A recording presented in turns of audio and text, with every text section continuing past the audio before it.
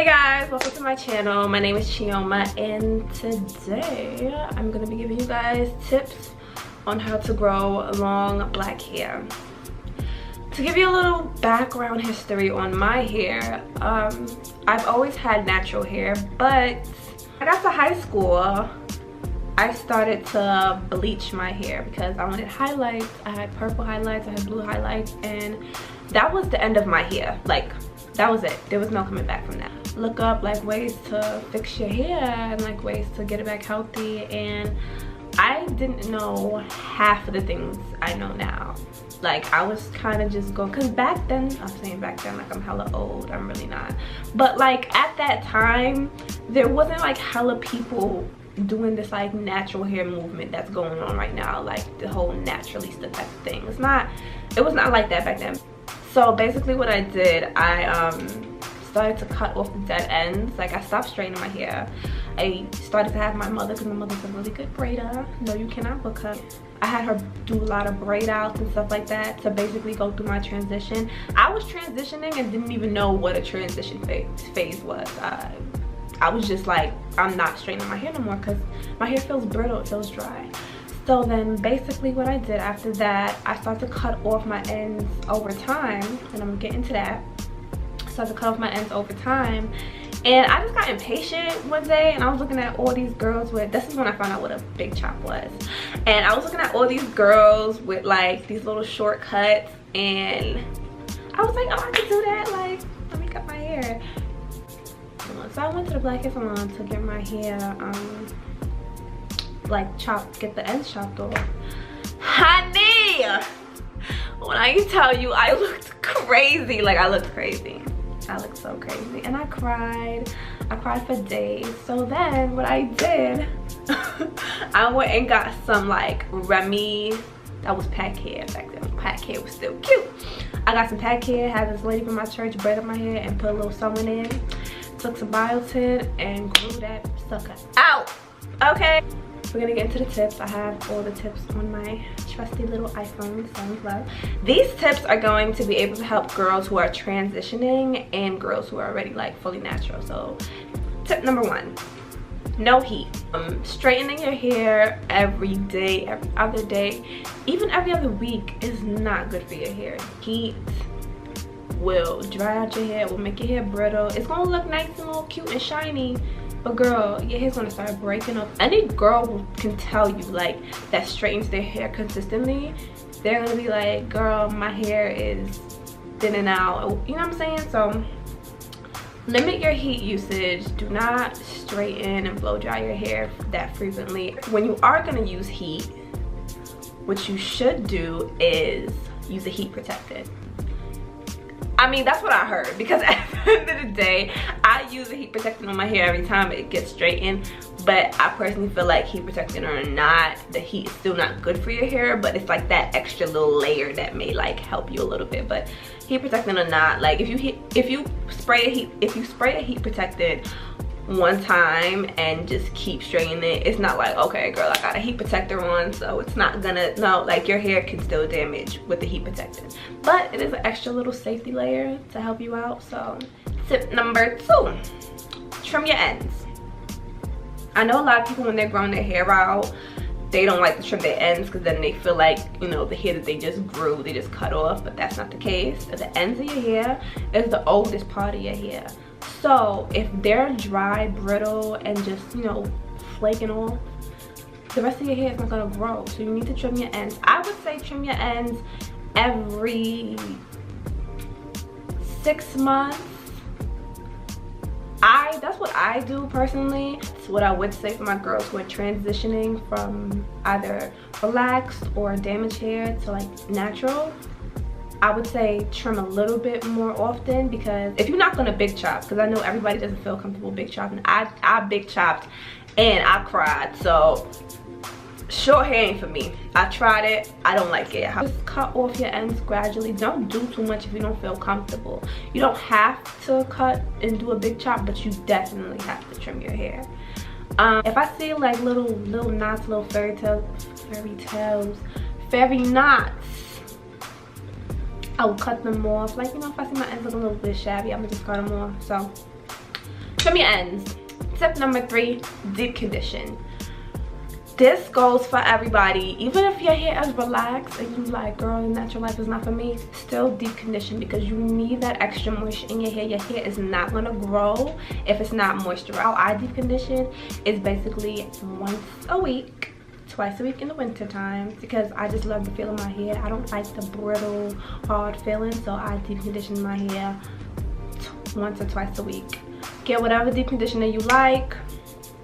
Like, it could be a little expensive one. If you don't want to do that, go to the beauty supply store. They have those little packets, because that's what I be doing, because I don't have one that I like would say is my favorite right now. I'm still like trying a lot, and I like to try different ones all the time anyway, so I just go get those little $2-3 packs from the beauty supply store. But I'm gonna try it, little keratin, you know what I'm saying? So I get those and basically it was a day or a night that I have nothing to do. I would just, you know, co-wash my hair, and then I'll put my deep conditioner in. I sometimes leave it for a couple hours, and then if I have nothing to do the next morning and I know I'm gonna be home the next morning, I will just pop that bad boy in and go to sleep with it. And even if I do have to run out the house, I put my little head wraps on, make it look real cute. Just use that conditioner that's in your hair, stick down them edges, put my little head wrap.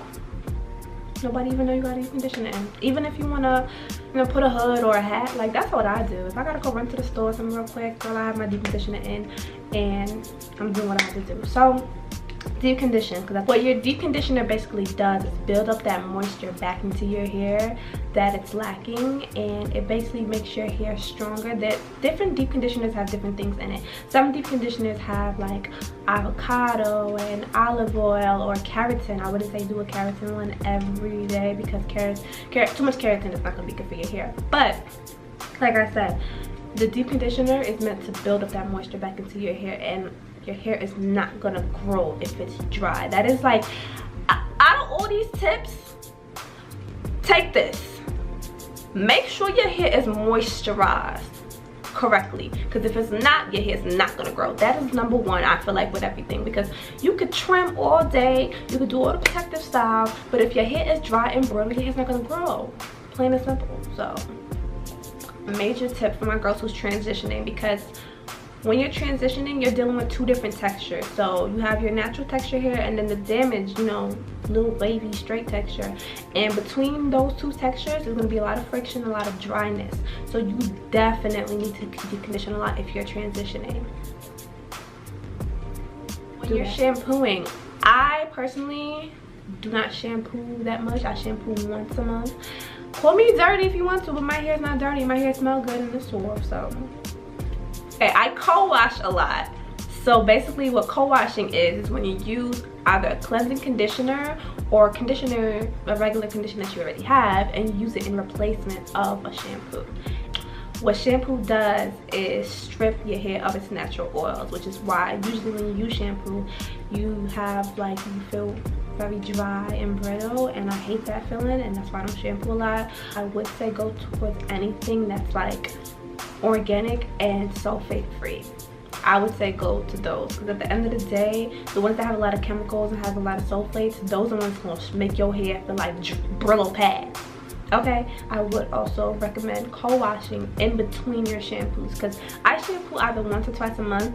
If I'm doing a protective style, obviously I have to shampoo my hair outside of, like, you know, my regular routine. So I co-wash in between shampoos, which, you know, allows me to get rid of the buildup from the products that's in my hair, because, you know, when you have curly hair, you use gels, you use butters, you use all those things, and your hair's gonna get a lot of buildup. So at the end of the day, using a co-wash will help you get rid of all that buildup, still have clean hair, but your hair's still soft. So co-wash. For my black girls, don't wash your hair every day. I don't care what they telling you down there. No, I'm kidding. Washing it every day is, again, gonna dry out your hair. Again, the whole point of what I'm saying, dry hair ain't gonna grow. So do not wash your hair every day. That's not good for your hair. And if you're the type of person that doesn't like to feel a lot of product and gunk on your hair, and you just don't like that feeling, let's go back to the tip before that. Co-wash. co-wash, because if you need to wash your hair probably like once a week, and you just have to have that feeling of like, look, I can't have that stuff in my hair, co-wash in replacement of using hella shampoo. It's not gonna help it grow. Dry hair don't grow. Dry hair don't grow. Another tip that I have is to oil your ends. That is something I learned over time by myself, because like I said, your ends are the oldest part of your hair, so they get dry faster than any other part of your hair. So what I've learned was I would take just, what am I doing? What is this? What is this?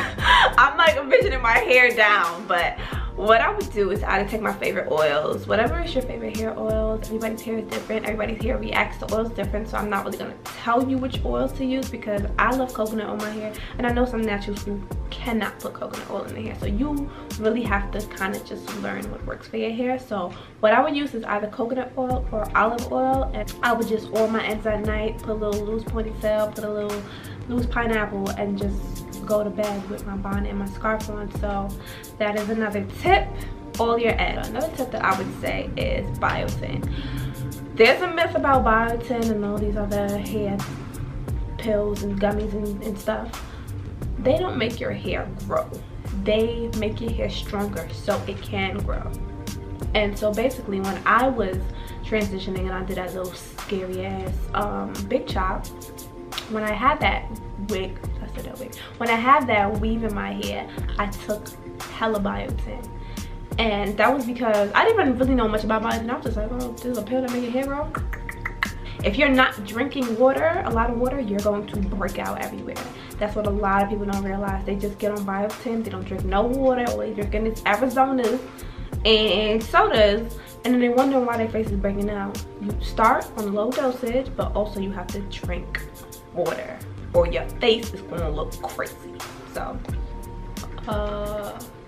protective style. See, yo, I sat here for mad long. Like, what is it called when you put in braids and all them protective styles, guys? Make sure you do protective styles. I don't do protective styles that much as I used to do when I was transitioning, because my hair is at a length and at a texture that I'm kind of just in love with, and I like my little frows and my little buns and everything. But I also do protective styles from time to time. I may get a little weave here. I'm stepping into the wig world, so y'all gonna see me soon. But little weave hair, some box braids hair, some little cornrows hair.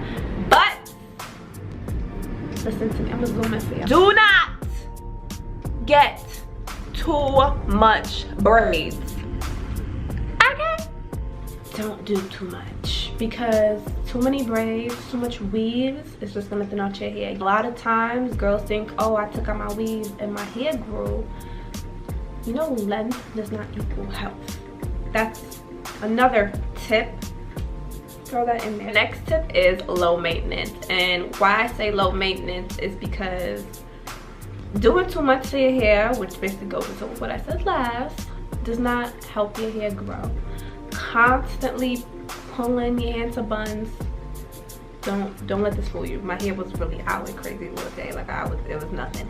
But too much buns, too much braids, too much any of these styles, it's not good for your hair. It's constant pulling at your hair. So sometimes you just need to let your hair breathe and relax and kind of let it do its own thing and grow. So low maintenance. Be patient, learn your hair, take the time out to actually get to know what works for your hair, because what works for me product wise or even some methods may not work for you.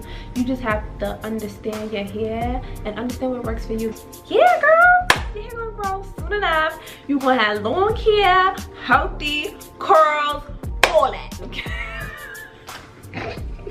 Okay guys, so those are my tips on how to grow long healthy hair. If you like this video, you should like, comment, and subscribe for more videos.